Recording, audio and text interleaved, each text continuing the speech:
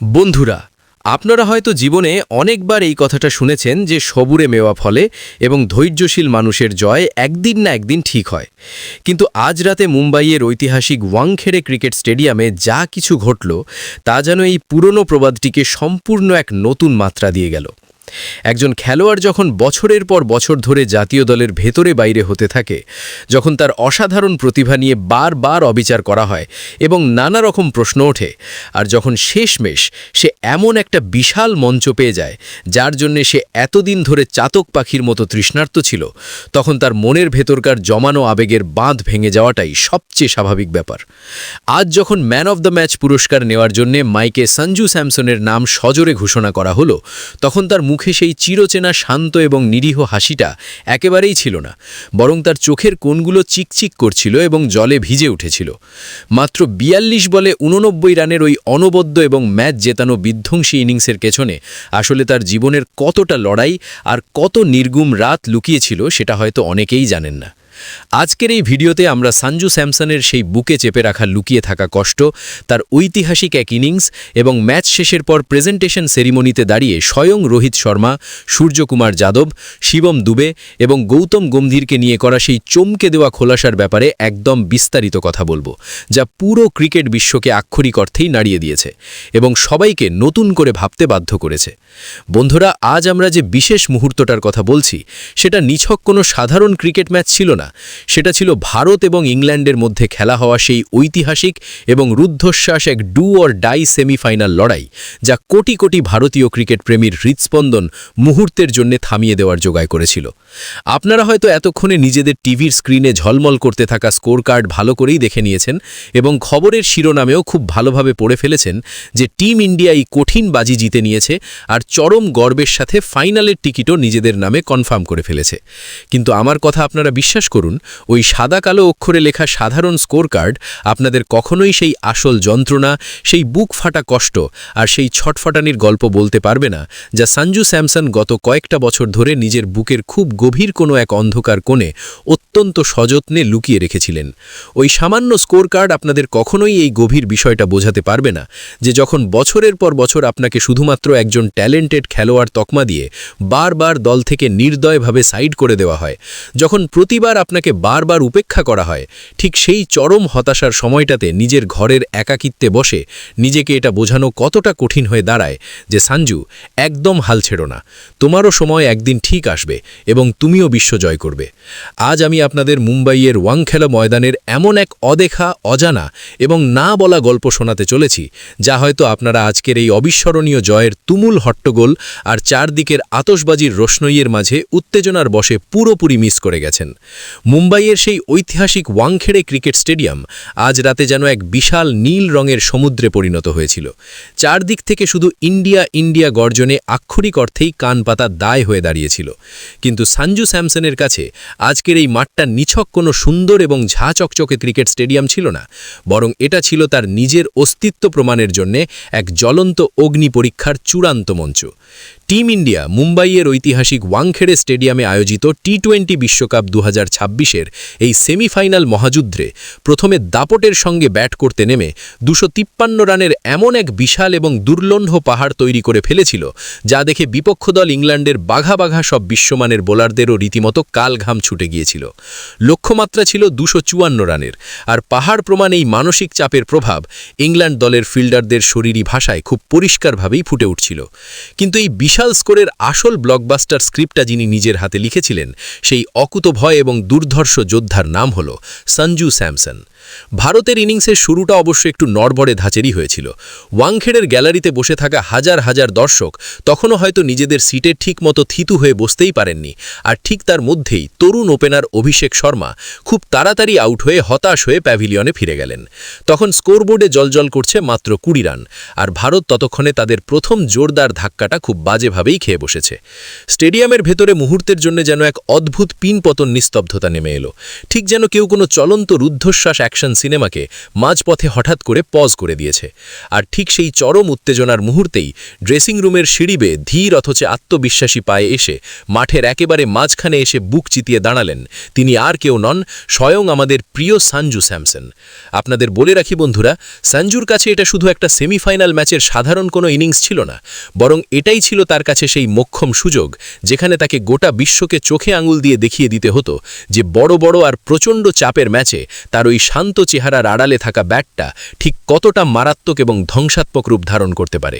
তার কানে হয়তো তখনও সেই সব নিন্দুকদের তীক্ষ্ণ এবং অপমানজনক কথাগুলো তীব্রভাবে প্রতিধ্বনিত হচ্ছিল, যারা বছরের পর বছর ধরে লাগাতার টিভিতে বসে বলে আসছিল যে সঞ্জুর মধ্যে প্রতিভা হয়তো অনেক আছে, কিন্তু বড় কোনো আন্তর্জাতিক মঞ্চে সে নিজেকে কখনোই প্রমাণ করে দেখাতে পারে না। কিন্তু আজকের ওই দিনটাতে সঞ্জুর মাথায় শুধু একটাই মাত্র চিন্তা প্রবলভাবে ঘুরপাক খাচ্ছিল, আর যাবতীয় সমালোচনার জবাব মুখে নয়, বরং শুধু নিজের চওড়া ব্যাট দিয়েই দিতে হবে। ক্রিজে পা রাখার পর থেকেই তিনি প্রথম কয়েকটি বলের মাধ্যমেই নিজের আসল উদ্দেশ্য একেবারে জলের মতো পরিষ্কার করে দেন বিপক্ষ দলের সামনে। ইংল্যান্ডের এক আগুনে পেস বোলারের বলের লাইনে নিখুঁতভাবে পা বাড়িয়ে সঞ্জু কাভারের উপর দিয়ে এমন এক চোখ ধাঁধানো বাউন্ডারি হাঁকলেন যা দেখে গোটা স্টেডিয়াম মুগ্ধ হয়ে গেল। আর ঠিক তার পরের বলে তিনি কোনো রেয়াত না করে মিড উইকেটের ওপর দিয়ে এক বিশাল গগনচুম্বী ছক্কা হাঁকিয়ে বসে নবলীলায়। ওয়াংখেড়ের গোটা স্টেডিয়াম ওই একটা মাত্র ব্যাটের আওয়াজে যেন প্রবলভাবে কেঁপে উঠল। ওটা নিছক কোনো 6 রান ছিল না, বরং ওটা ছিল বিপক্ষ দলের বোলারদের প্রতি এক চরম হুঙ্কার, এক স্পষ্ট ঘোষণা যে আজ সঞ্জু স্যামসনকে থামানো কারও পক্ষে আর কোনো মতেই সম্ভব নয়। এরপর থেকেই শুরু হয়ে গেল ওয়াংখেড়েতে আসল স্যামসন শো। সঞ্জু সেদিন ইংল্যান্ডের বোলারদের নিয়ে যেন এমনভাবে ছেলে খেলা করছিলেন, ঠিক যেমন একজন নিপুণ চিত্রশিল্পী তার ক্যানভাসের উপর নিজের ইচ্ছে মতো রঙের আঁচড় দিয়ে যান। কখনো নিখুঁত কাভার ড্রাইভ, কখনো চোখ ধাঁধানো পাওয়ারফুল পুল শট, তো কখনো আবার সোজা লং অনের ওপর দিয়ে বিশাল ছক্কা। ম্যাচ শেষে সঞ্জু যখন পুরস্কার নেওয়ার জন্য সেই বিশাল মঞ্চে গিয়ে পৌঁছলেন, তখন সেখানে এমন এক অবিশ্বাস্য ঘটনা ঘটল যা এই বিশেষ মুহূর্তটিকে আরও কয়েকগুণ বেশি স্মরণীয় করে তুলল। সঞ্জু নিজের হাতে মাইকটা ধরলেন, ম্যান অফ দ্য ম্যাচের সেই ঝকঝকে ট্রফিটা পরম আদরে হাতে নিলেন, আর তারপর হঠাৎ করেই পুরো দুনিয়াকে চমকে দিয়ে তিনি নিজের জীবনের এই অন্যতম সেরা পুরস্কারটি ভারতীয় ক্রিকেটের সর্বকালের অন্যতম সেরা অধিনায়ক মহেন্দ্র সিং ধোনির উদ্দেশ্যে উৎসর্গ করে বসলেন। তিনি সবার সামনে অকপটে স্বীকার করলেন যে ধোনির মতো একজন কিংবদন্তি খেলোয়াড়ের কাছ থেকে তিনি যদি সঠিক সময় জীবনের অমূল্য সব অনুপ্রেরণা এবং দিক নির্দেশনা না পেতেন, তাহলে হয়তো আজ এই বিশাল মঞ্চ পর্যন্ত পৌঁছনো তার পক্ষে কোনোভাবেই সম্ভবপর হয়ে উঠত না।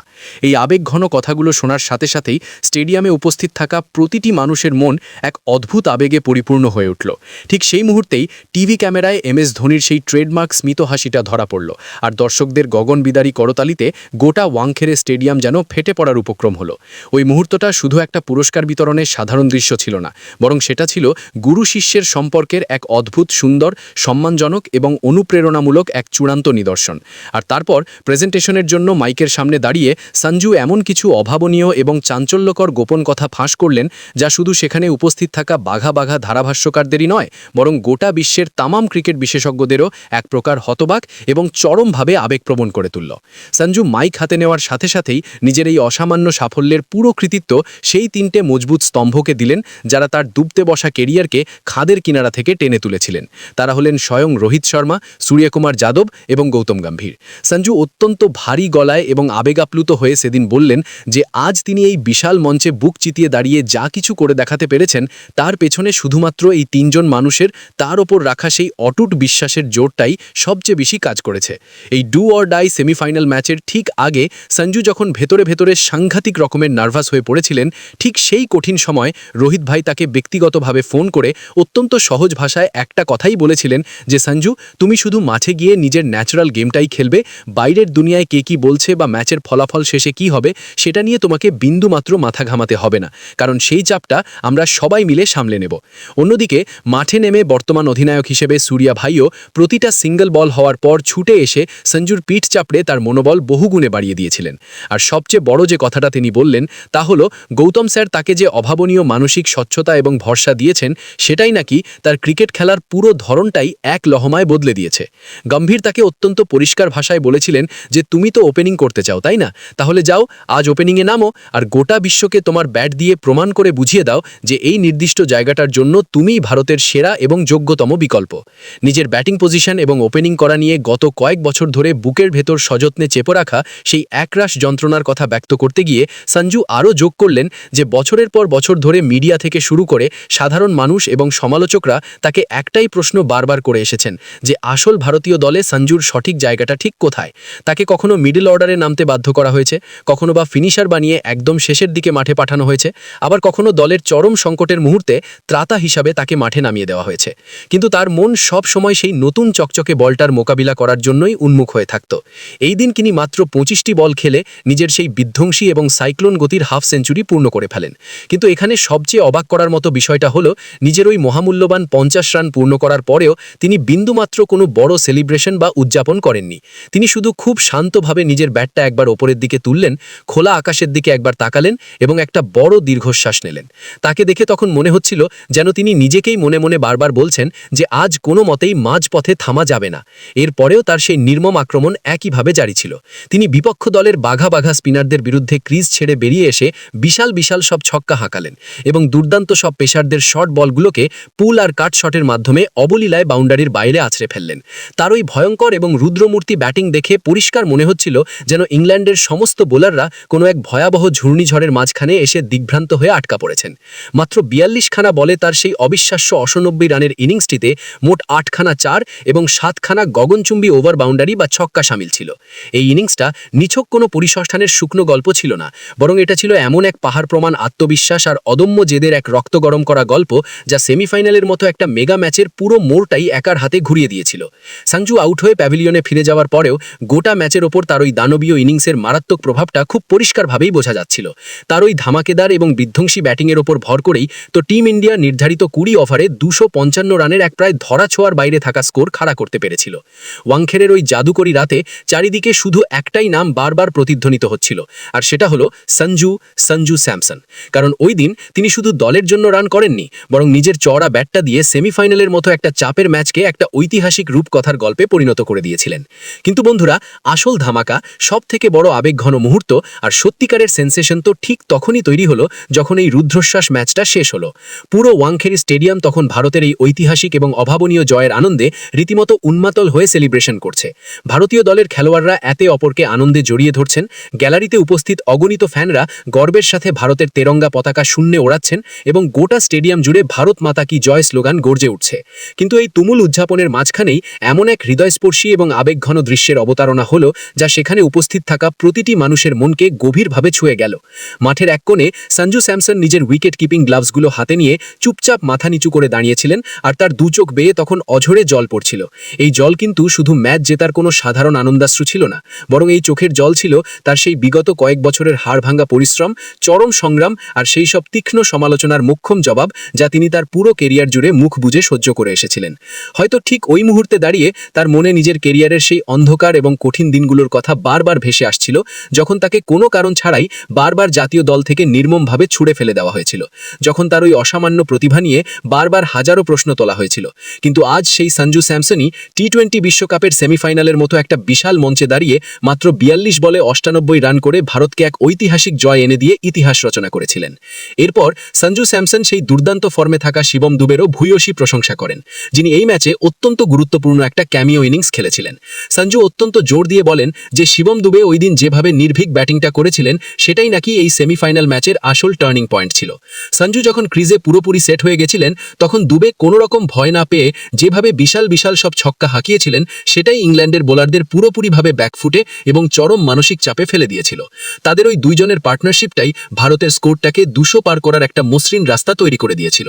সঞ্জুর মতে দুবের মতো একজন নিঃস্বার্থ খেলোয়াড় যে কোনো দলের জন্য সম্পদ, কারণ তারা শুধু নিজের জন্য রান করেন না, বরং বিপক্ষ দলের আত্মবিশ্বাসটাকেও পুরোপুরিভাবে ভেঙে গুড়িয়ে দিতে পারেন।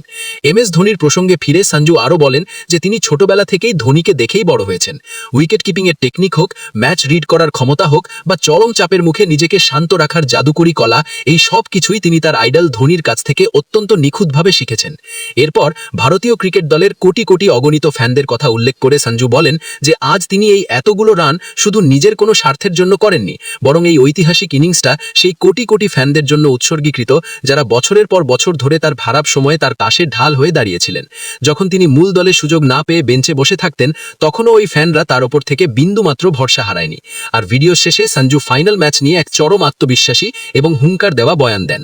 তিনি পরিষ্কার করে জানিয়ে দেন যে এই জয়টা তাদের জন্য অত্যন্ত স্পেশাল হলেও তাদের আসল লক্ষ্য কিন্তু এখনও পূরণ হয়নি। তারা শুধু সেমিফাইনাল জেতার জন্য আসেননি, বরং এবার টি-20 বিশ্বকাপের ওই সোনালী ট্রফিটা নিজেদের দেশে তুলে নিয়ে যাওয়ার জন্য মাঠে নামবেন। সঞ্জুর এই অভাবনীয় বয়ান আমাদের এটাই শেখায় যে কঠোর পরিশ্রম কখনোই বৃথা যায় না। এই খেলোয়াড় সম্পর্কে আসলে আস্ত একটা বই লেখা উচিত, আর তার নাম দেওয়া উচিত টি-20 ফরম্যাটে কোনো ভারতীয় খেলোয়াড়ের সর্বকালের বেস্ট কামব্যাক। আগের ম্যাচে সঞ্জু মাত্র 3 রানের জন্য সেঞ্চুরি ফসকেছিলেন, কিন্তু তিনি ওই রেকর্ডের জন্য কোনো স্বার্থপরের মতো ক্রিকেট খেলেননি। যেখানে অন্য অনেক বড় খেলোয়াড় 90 বলের গেলে সিঙ্গেল বা ডাবল নিয়ে সেঞ্চুরি করার চেষ্টা করেন, সেখানে সঞ্জু কিন্তু প্রতিটা বল মাঠের বাইরে পাঠানোরই চেষ্টা করছিলেন। আর তার এই নিঃস্বার্থ 98 রানের ইনিংসটাই আমাদের 255 রানের পাহাড়ে পৌঁছে দিয়েছিল। ওয়াংখেড়ের ওই জাদুকরি রাতে ইংল্যান্ডও কিন্তু 200 পার করেছিল। তাই সঞ্জুর এই ইনিংসের গুরুত্ব ঠিক কতটা সেটা আলাদা করে বলার অপেক্ষা রাখে না। তিনি man of the match deserve করেন এবং এই সম্মানটা তিনি সবার সাথে ভাগ করে নিয়েছেন। রোহিত শর্মা এর সময় তাকে বলেছিলেন যে এত বেশি ভেবো না, অনেক সুযোগ পাবে জীবনে। আর আজ সেই সুযোগ পেয়ে সঞ্জু স্যামসন প্রমাণ করে দিলেন যে তিনি কি ধাতুতে গড়া। তার ব্যাটিংয়ের মান যেমন দুর্দান্ত, মানুষ হিসাবে তার মনটাও ঠিক ততটাই বিশাল এবং সুন্দর। আপনাদের সঞ্জু স্যামসনের এই ঐতিহাসিক ইনিংস সম্পর্কে কি মতামত তা নিচে কমেন্ট বক্সে চ্যাম্প সঞ্জু লিখে অবশ্যই আমাদের জানাবেন। আর এই ধরনের আরও অজানা, আবেগঘন এবং রুদ্রশ্বাস ক্রিকেটের আপডেট সবচেয়ে আগে পাওয়ার জন্য আমাদের এই YouTube channel no talk only ক্রিকেটকে এখনই সাবস্ক্রাইব করে নিন, কারণ টি-20 বিশ্বকাপ 2026-এর সমস্ত এক্সক্লুসিভ গল্প আপনারা শুধুমাত্র এখানেই পাবেন। তাই দেখা হচ্ছে পরের ভিডিওতে। জয় হিন্দ, জয় ভারত।